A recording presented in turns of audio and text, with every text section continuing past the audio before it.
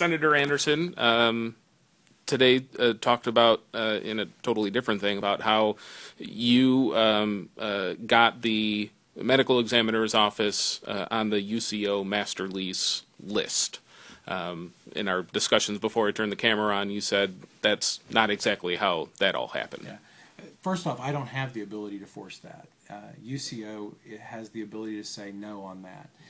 There is a statute that Senator Anderson voted for in 2010 that said very specifically that UCO is authorized to build a building for the medical examiner and then enter into a lease purchase with the ME's office for them to be able to move in and actually do the functions of the ME's office. The ME is supposed to be located on UCO's campus. That's what the statute says. So the question is, how are we going to build the building? The best plan would be for us to write a check and say, okay, here you go. But I don't see us writing a check for $35 million, which I think is the cost that the ME says it will cost to build a building and furnish the equipment that it needs to be able to get their accreditation back. So if Plan A is not going to work, Plan B would be to have a bond issue that this legislature votes to approve for the medical examiner and for the medical examiner to be able to build their own building. Well, we've heard that the House of Representatives is not going to hear any bond issues except maybe the state capitol building. Well, if that's true, then Plan B is out the window.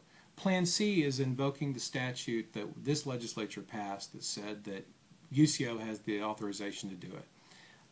That's what we're talking about. This was suggested first off by the legislation. It was on the Master Lease Program last year until Senator Anderson objected and they didn't want to upset anybody and they withdrew it. It's on again this year. I've been part of the discussions and have no problem being part of the discussions because it is a valid part of public safety and public health to have a medical examiner that has their accreditation back. And we just have to figure out how we're going to do it. My preference would be that we will just pass a bond issue or write them a check. But if the legislature fails to lead, then somebody has to, and I appreciate UCO being willing to do it.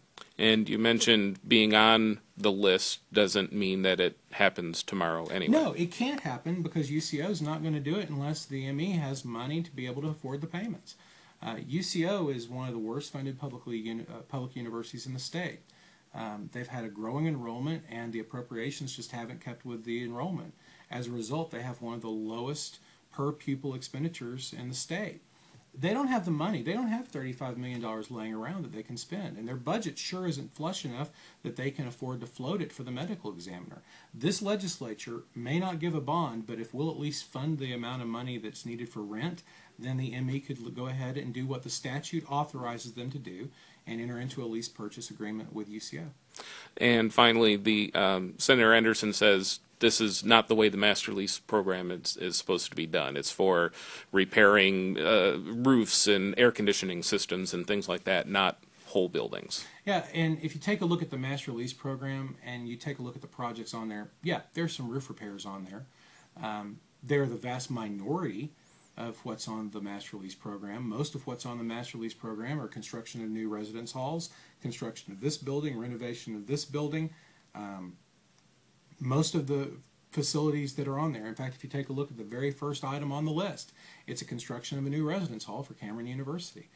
Northeastern State University has a construction of a residence hall. University of Central Oklahoma also has a residence hall that's being constructed because we're seeing burgeoning enrollments at our public universities, and they've got to have some place to put these folks. So if Senator Anderson has the belief that it's all HVAC and roof repairs, yeah, there's a few things on the list that are those things. But there's a lot of building constructions that also are on that. And I think it's pretty clear that that's always been part of the Master Lease Program. If you had to have a crystal ball, would you say the ME's office starts on that projected path this year, or are we going to be rehashing this all next year? The problem I have is that we've been having this conversation for a long time, and we get elected on the basis of saying that we're committed to public safety, but when the rubber meets the road, the legislature has allowed for the ME to lose their accreditation. When the rubber meets the road, we haven't funded them the building that they need to be able to get their certification back. When the rubber meets the road, we haven't given them the equipment they need. We haven't given them the personnel they need. And I think finally the fact that we have an ME that has come in and has done a very professional and good job in Dr. Pfeiffer. We have a quality ME that has come in and has really tried to professionalize the agency. He's knocked down the backlog remarkably well. He's done his job, and now it's time for us to do ours and take care of this valid need of public safety.